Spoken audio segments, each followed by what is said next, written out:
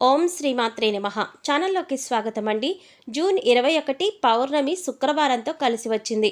పౌర్ణమి శుక్రవారంతో కలిసి రావడం చాలా విశేషమని పండితులు చెప్తున్నారు. ఇది అత్యంత ముఖ్యమైన పౌర్ణమిలలో ఒకటి. అయితే కన్యా రాశి వారు పౌర్ణమి రోజు బకెట్ నీటిలో వీటిని వేసుకుని స్నానం చేయటం వల్ల ఎటువంటి ఫలితాలు కలుగుతాయి, ఈ పరిహారం చేసేటప్పుడు ఎటువంటి నియమాలు పాటించాలి అనే వివరాలు ఈ వీడియోలో మనం వివరంగా తెలుసుకుందాం. కానీ అంతకంటే ముందుగా మీరు కనుక మన ఛానల్ను ఇప్పటి వరకు సబ్స్క్రైబ్ చేసుకోకపోతే సబ్స్క్రైబ్ చేసుకుని పక్కనే వచ్చిన బెల్ ఐకాన్ నొక్కి ఆల్ సెలెక్ట్ చేసుకుంటే మేము ఇలాంటి వీడియోస్ అప్లోడ్ చేయగానే ముందుగా మీ మొబైల్కి నోటిఫికేషన్ వస్తుంది.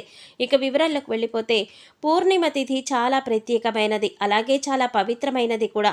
పౌర్ణమి రోజున ప్రత్యేకమైన పూజలు, ఉపవాసం మరియు ఇతర ఆధ్యాత్మిక కార్యక్రమాలకు చాలా విశేషమైనదని పండితులు చెప్తున్నారు. ఈ రోజున చేసే పూజలు, వ్రతాలు అదృష్టాన్ని, శ్రేయస్సును కలిగిస్తాయని హిందువులు నమ్ముతారు. పౌర్ణమి రోజున అనేక దేవాలయాల్లో అలాగే పుణ్యక్షేత్రాలలో కూడా విశేషమైన పూజలు నిర్వహిస్తారు. పౌర్ణమి రోజున అలాగే పౌర్ణమి తర్వాత రోజు కూడా ఆరు బయట చంద్రుడిని చూస్తూ చంద్రుడిని సాక్షాత్తు లలిత అమ్మవారిగా భావించి లలిత సహస్రనామం చదవడం, అలాగే చంద్రుడికి చలిమిడి నివేదన చేసి ప్రసాదాన్ని తీసుకోవడం వల్ల విశేషమైన పుణ్య ఫలితం లభిస్తుంది. జ్యోతిష శాస్త్రం ప్రకారం ఈ పౌర్ణమికి ప్రత్యేకమైన ప్రాముఖ్యత ఉంది.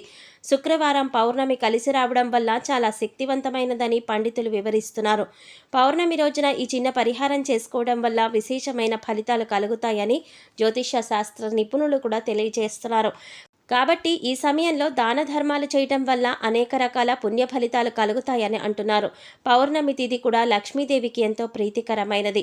శుక్రవారం రోజునే పౌర్ణమి రావడం వల్ల లక్ష్మీదేవి అనుగ్రహాన్ని పొందటం కోసం ఇది ఒక అద్భుతమైన యోగంగా చెప్పవచ్చు. చాలామంది ఎన్నో రకాల సమస్యలను ఎదుర్కొంటారు. ఎంత కష్టపడినా సరే, ఎంత డబ్బు వచ్చినా ఇంట్లో డబ్బు నిలకడలేక ఎన్నో ఇబ్బందులను ఎదుర్కొంటారు.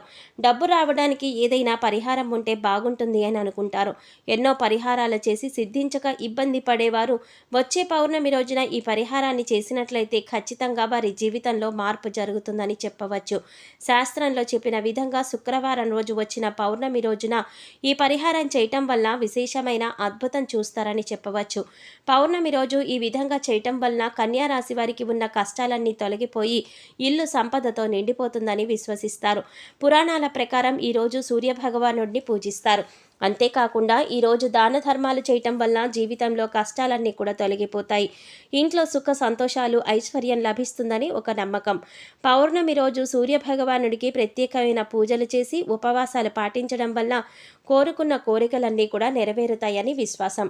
ఈ పౌర్ణమి శుక్రవారం రోజున రావడం వల్ల మరింత విశేషమైనదిగా పరిగణిస్తారు.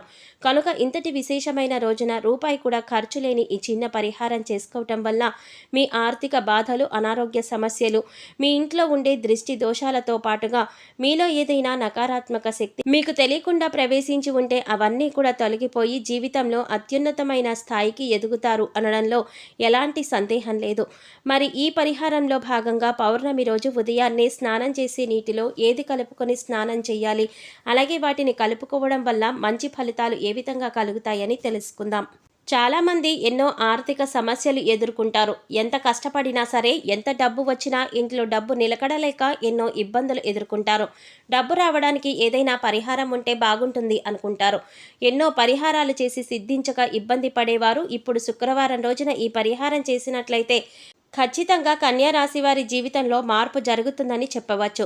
శాస్త్రంలో చెప్పిన విధంగా కన్యా రాశి వారు శుక్రవారం రోజు వచ్చిన పౌర్ణమి రోజు ఈ పరిహారం చేయటం వల్ల విశేషమైన అద్భుతాన్ని చూస్తారని చెప్పవచ్చు.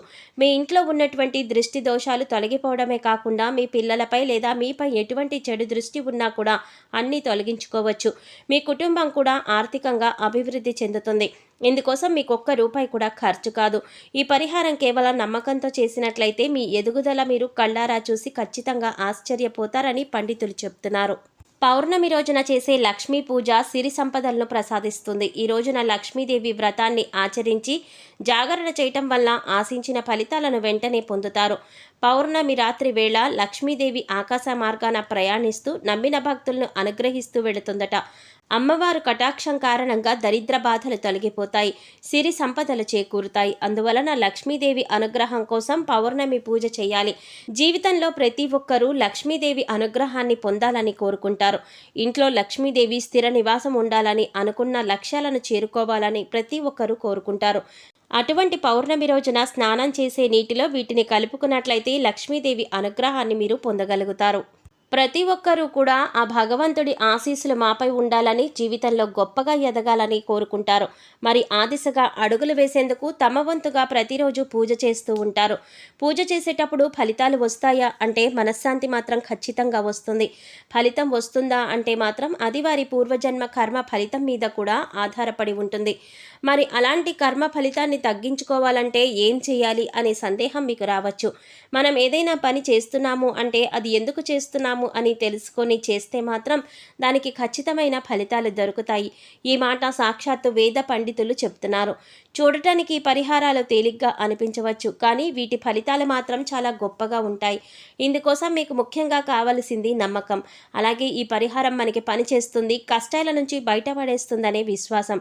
పరిహారంలో భాగంగా ముందు స్నానం చేసే నీటిలో ఏం కలుపుకుంటే లక్ష్మీదేవి అనుగ్రహం కలిగి సిరి సంపదలు పొందుతారో చూద్దాం.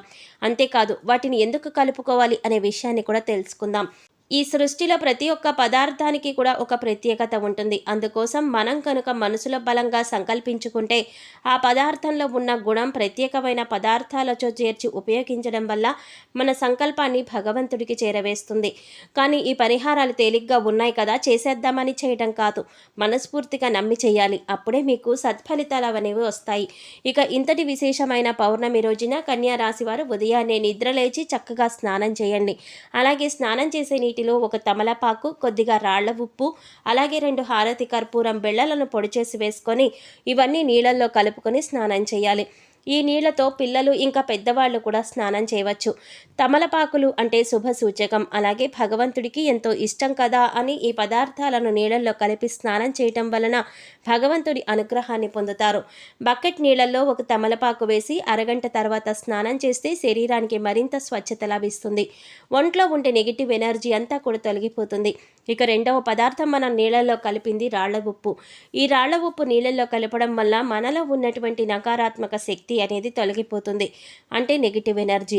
వాస్తవానికి చెప్పాలంటే మనకు తెలియకుండా మన మీద ఒక రకమైనటువంటి నకారాత్మక శక్తి పనిచేస్తూ ఉంటుంది.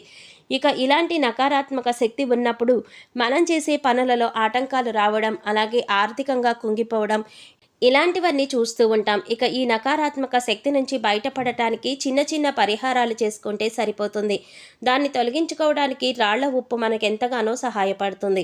ఇక మూడవ పదార్థం మన నీళ్ళల్లో కలిపింది కర్పూరం బిళ్ళలు. ఇలా 2 కర్పూరం బిళ్ళలను పొడి చేసి నీళ్ళల్లో కలపడం వల్ల మనలో దైవభావం పెంపొందుతుంది.